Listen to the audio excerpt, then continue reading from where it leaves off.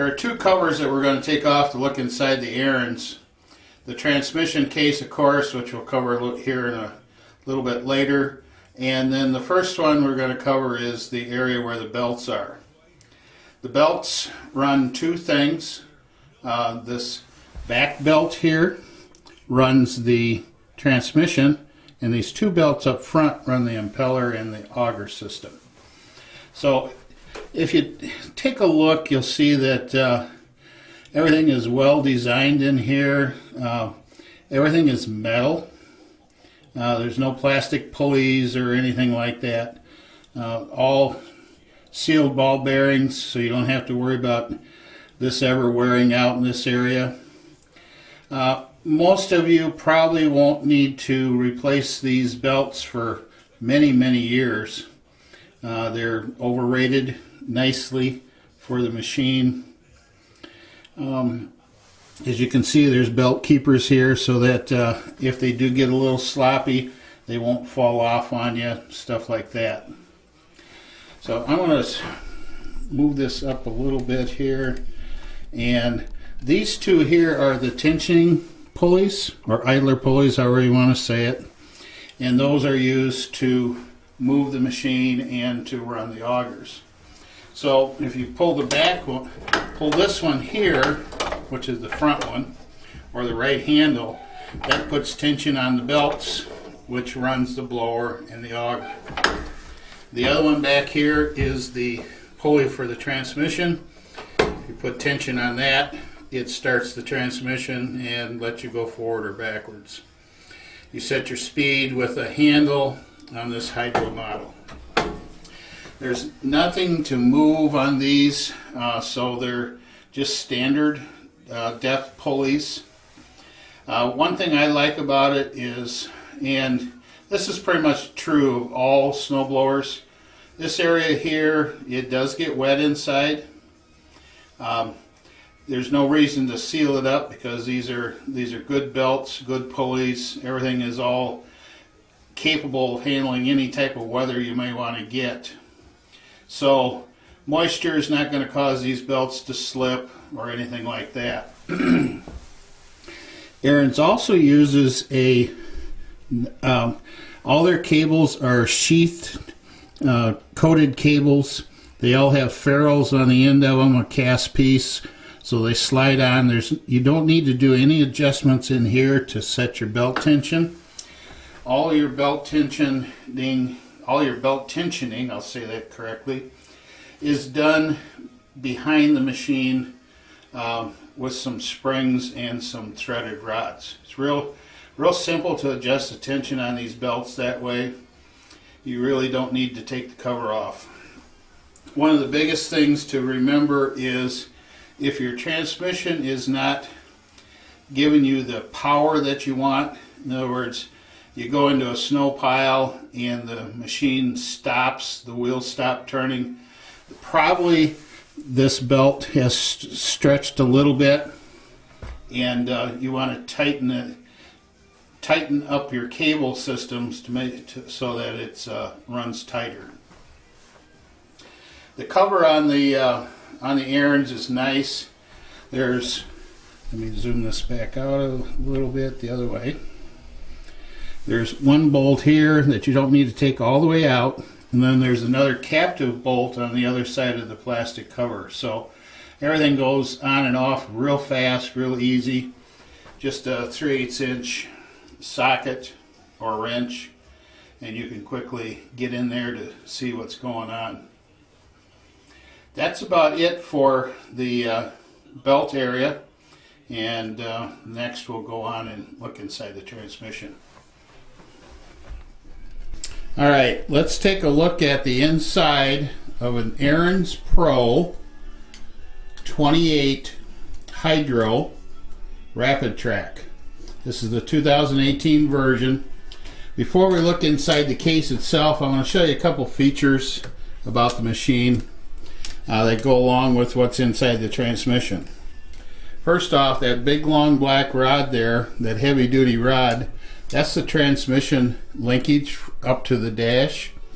It's adjustable, so you can set your neutral if you want to. It's big and heavy, and it's really, really easy to use. Some of the other brands, the hydro control is pretty stiff on them. This one's not. This one's nice and easy. The other controls that I want to show you are, this is the relief valve for the hydro, so you can pull it out like it's shown right here and push the machine around the garage if you need to. You see it's a nice heavy rod instead of that little wire like you find on your lawn tractor. Also, Ariens uses coated cables. There's a real nice pulley here. Can you see it, that it rides in with a guard so it never falls out of the pulley. They use a molded in so they last. Also, this spring, it's got clips on it, so you can take it off if you have to. Say you want to take the handlebars off for some unknown reason. If the machine is not moving forward fast enough, or it wants to try and stop on you when you're going into a snow drift or anything like that, the first thing to check is the tension on the belt. This uses a belt from the engine down to the transmission. If that slips, then it won't pull forward like it should. With this particular machine, if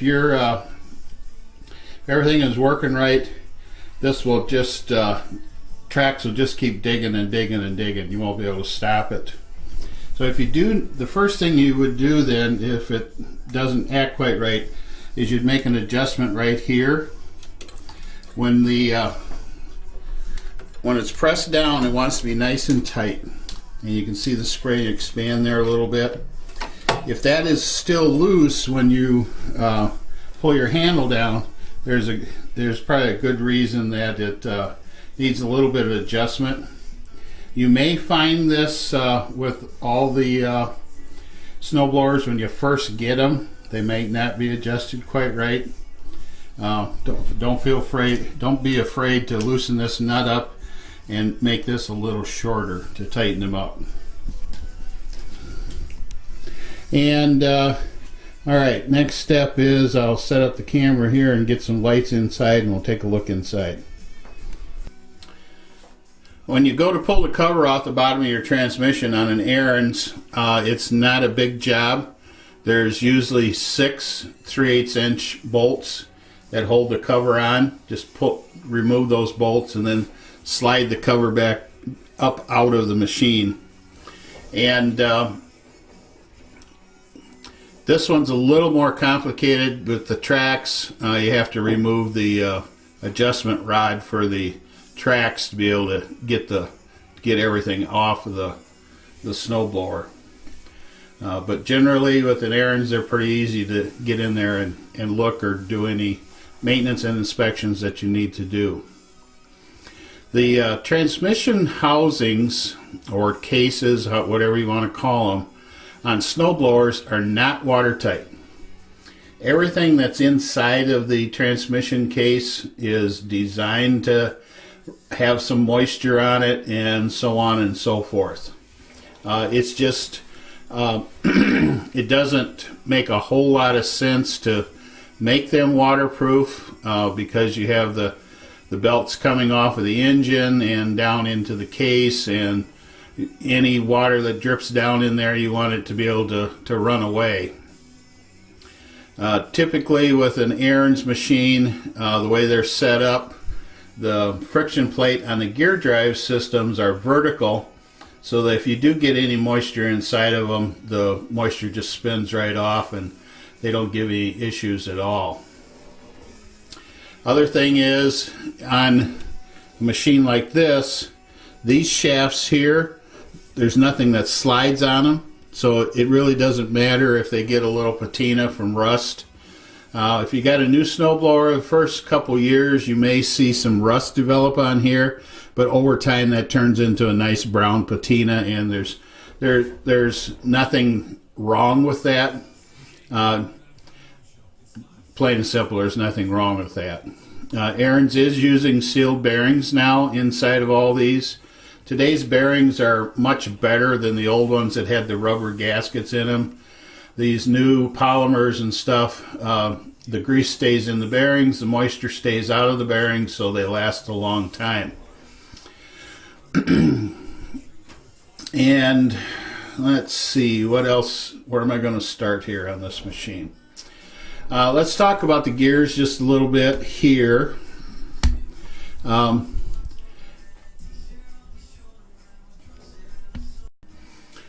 Let's start out by talking about the transmission in this.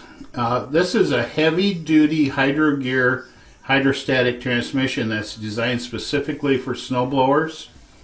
The way Ariens has this set up is there's a V-belt that comes off of the engine down to the front of the hydro. That is released when you release the clutch.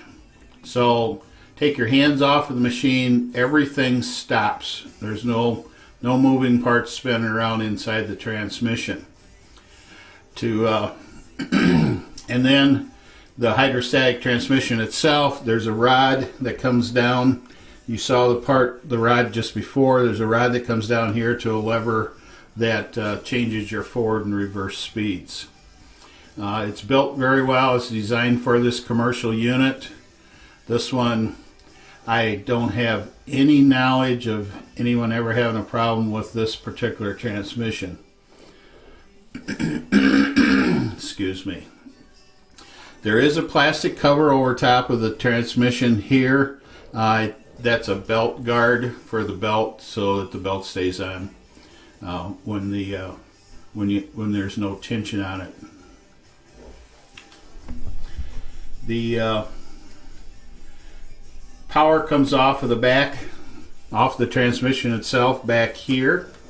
Let me get a little pin so I can point in there better. Back in here, drives up here to a jack shaft, down this chain, and then to this gear, and this gear is connected to the auto turn. There's sealed bearings here on this shaft, so you don't ever have to worry about lubricating it. This is a greased bearing here. That's the only grease zerk that you have to worry about in this Ariens transmission. There are 5 total grease zerks, and the grease zerk is on the outside here, so you never really have to take the cover off to do anything with this transmission. There are 5 grease zerks on the Ariens. There's this one here for this gear, and then there's 4 more on the front auger. The front auger, the way their shear pin system is designed on this one is that if you break a shear pin, the auger itself will spin freely on the shaft. So you want to keep those greased. I would say put a shot of grease in them and try them every year or so. If you really want to go through the work, take the shear pin out, grease them, and then spin them, so make sure they spin nice and free. That way you won't ever have to worry about tearing up the machine if you get something inside it. Let me stop here and I'll move my camera down just a little bit. The Ariens Pros use a full-size 1-inch hardened steel drive shaft across them, and on both sides there's sealed bearings on the outside of the transmission case that hold everything in place. You know, 1-inch shafts like this are rated for what, 1,500 pounds, so you'll never have to worry about bending an axle shaft on this. This thing here is the auto turn. The auto turn, this one's a full metal auto turn system. There's no plastic on it, nothing to break. Or I think this auto turn on this one is one of the heaviest ones that I've seen. It works pretty simple. Let's see if I can get this to move without having everything fall apart. So it'll pull the machine using both tracks. When it's going forward, when you want to turn, it just automatically releases. And it works pretty simple. It doesn't click like the original auto turns does, So I'm pretty confident this auto turn is going to last you the life of the machine. Moving over here a little bit, and of course, before I look down, this shaft down here, that's your axle shaft. That's going to get a brown patina on it over the years. So moving down here on the bottom of the housing, or the front of the housing if it's sitting upright, that big pulley down there, that's the dual belt drive for the impeller and auger system. There's a guard here that keeps it from flopping around when the tension is off of it. Ariens over engineers, they put heavier belts on it than what they need to, so these belts should last you many years before you have to replace them. And it's built to handle any horsepower that you may want to put on it. This particular machine has the 420cc Briggs engine, so it's about as strong as you can get. That big pulley down there, according to what I can read, spins about 1,050 to 1,100 RPM when the snowblower is running at full speed. So that, coupled with that big 14-inch impeller, will give you a full 60 foot of throw if your snow is right. Let's see, is there anything else that I really want to talk about here inside the transmission? Of course, if you got any questions, feel free to leave your question in the comments section here, and I'll get the answer for you. I don't see anything else that needs to be covered, other than the fact that, as you can see, this is a pretty simple setup, very rugged setup. One last thing. There is grease on this gear here, and the Ariens manual says that you should put some grease on that about once a year. Of course, that is for commercial use, and commercial machines, they get used hours a day. They probably get 10 times the hours per year what you do as a homeowner. So if you're just a homeowner, I wouldn't worry about having to lube that, except for maybe every 3 years. So, anything else? I think I've covered it all. Thank you.